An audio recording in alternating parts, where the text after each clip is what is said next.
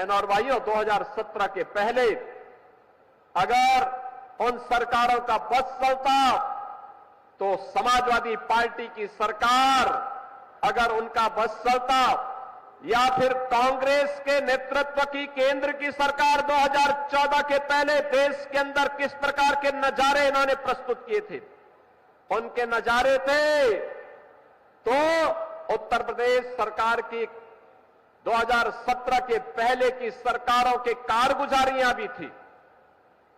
वे लोग आज दावे तो बड़े बड़े करते हैं, लेकिन इनके काले कारनामों को अगर आप एक एक करके देखना प्रारंभ करेंगे तो आपको एहसास होगा कि वास्तव में ये लोग केवल, इनके बारे में मुझे एक शायर की बात याद आती है कि नजर नहीं है लेकिन नजारों की बात करते हैं, जमीन पे चांद सितारों की बात करते हैं। वो हाथ जोड़ के बस्ती को लूटने वाले भरी सभा में ये सुधारों की बात करते हैं। इन्होंने लूटा है। आप यूपी के अंदर ये तो दो लड़कों की जोड़ी गुमराह करने के लिए आई है। इन्होंने लूटने के सिवाय, अपने परिवार के सिवाय किसी का कोई हित नहीं किया है, कभी नहीं किया है, कभी नहीं किया है।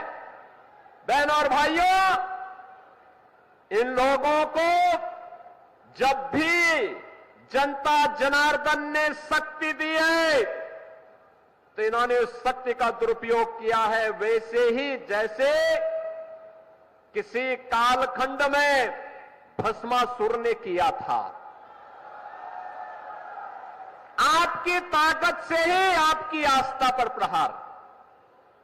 अगर केंद्र में कांग्रेस की सरकार हिंदुओं को दबाने के लिए सांप्रदायिक विरोधी कानून लाने का काम कर रही थी, देश में राम सेतु को तोड़ने का कार्य कर रही थी, अयोध्या में राम मंदिर के मार्ग में बाधक बन रही थी, देश के अंदर कश्मीर में उग्रवाद को पनपा रही थी, देश की सुरक्षा में सेल लगाने का काम कर रही थी, तो समाजवादी पार्टी भी तो उसी के नक्शे कदम पर चल रही थी। और समाजवादी पार्टी तो ये माफिया और अपराधियों के सामने, दुर्दांत माफिया और अपराधियों के सामने नाक रगड़ते थे और अपने संस्कार के अनुरूप धर्माचार्यों को ये माफिया बोलते हैं।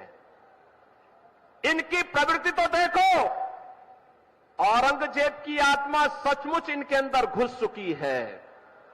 औरंगजेब की आत्मा इस कदर घुस चुकी है कि भारत की धर्म और संस्कृति के प्रतीक धर्माचार्यों को ये माफिया कहते हैं, और जो संगठित अपराध में लिप्त थे, भूमाफिया, वन माफिया, पशु माफिया या संगठित अपराध में संलिप्त माफिया को के सामने ये लोग घुटना टेक करके नाक रगड़ने का काम करते थे, युवाओं का शोषण करते थे, किसानों को आत्महत्या करने के लिए मजबूर करते थे, व्यापारियों को प्लान करने के लिए मजबूर करते थे, और इन्हीं के कारण कैराना जैसी घटनाएं घटित हुई। कैराना से व्यापारियों को, हिंदुओं को प्लान करना पड़ा था, कांधला से प्लान करना पड़ा था, बेटी की सुरक्षा खतरे में पड़ गई थी। लेकिन आज मैं कह सकता हूं कि हमारे उत्तर प्रदेश में, नए भारत के नए उत्तर प्रदेश में आज बेटी भी सुरक्षित है और साथ साथ व्यापारी का भी सम्मान है, युवाओं के लिए रोजगार है, तो साथ साथ किसान भी आत्मसम्मान के साथ आगे बढ़ने का काम कर रहा है। और हमने तो पहले कहा है, अगर किसी ने युवाओं के भविष्य के साथ खिलवाड़ किया तो उसके भविष्य के साथ सरकार भी खिलवाड़ करने का काम करेगी। अगर किसी ने युवाओं के सपने में रोड़ा बनने का काम किया तो उस रोड़े को जबरन हटाने का काम करके, उस बैरियर को जबरन हटाने का काम सरकार करेगी और बैरियर बनने वालों की संपत्ति को जब्त करके गरीबों में बंटवाने का काम भी सरकार करेगी। पिछले 7-7.5 वर्ष में जो काम भारतीय जनता पार्टी की डबल इंजन की सरकार ने किया है, आज उसका परिणाम है।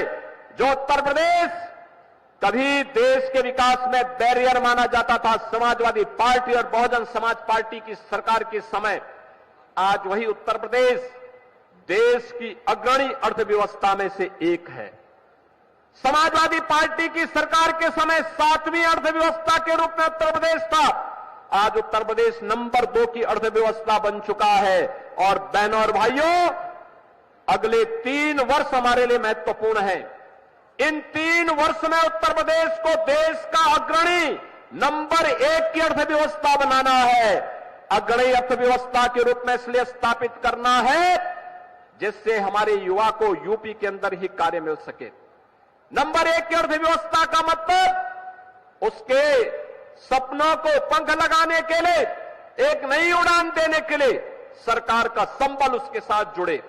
और ये निवेश, ये रोजगार, ये नौकरी, इसी को लेकर के सरकार आई है। आज उन्हें उत्तर प्रदेश के अंदर कार्य मिला, उसने अपनी प्रतिभा और अपनी ऊर्जा का लाभ उत्तर प्रदेश को दिया। पर कैपिटा इनकम दुगने से अधिक हुई, उत्तर प्रदेश की जीडीपी दुगने से अधिक हुई। एक नई गुणात्मक परिवर्तन आज उत्तर प्रदेश के अंदर देखने को मिला है। आपने देखा होगा पिछले कुछ दिनों में जितने भी दरिंदे पकड़े जा रहे हैं, बेटी की सुरक्षा के साथ खिलवाड़ करने वाले, इनके संबंध समाजवादी पार्टी से ही सबके संबंध हैं। यानी समाजवादी पार्टी इन दरिंदों का आज एक गैंग बन चुका है। और यहां इन दरिंदों को, चाहे वह अयोध्या में समाजवादी पार्टी के नेता के द्वारा एक गरीब निषाद बेटी के साथ किया गया व्यवहार रहा हो, या इनका नवाब ब्रांड, कन्नौज का नवाब ब्रांड हो, ये सभी आज समाजवादी पार्टी की पहचान बन चुकी है। लेकिन मैं आपको आश्वस्त करने के लिए आया हूं, ये डबल इंजन की सरकार समाजवादी पार्टी के इस मॉडल को पूरी तरह ध्वस्त करने का काम करेगी। बेटी की सुरक्षा हो या व्यापारी का सम्मान या फिर आम किसान या जनता जनार्दन की सेवा के लिए किए जा रहे प्रयासों में इनके द्वारा जो बैरियर लगा करके अव्यवस्था पैदा करने का कुत्सित प्रयास हो रहा है, इसको एक झटके में उखाड़ने का काम करेगी। और ये डबल इंजन की सरकार आज उसी मजबूती के साथ काम कर रही है।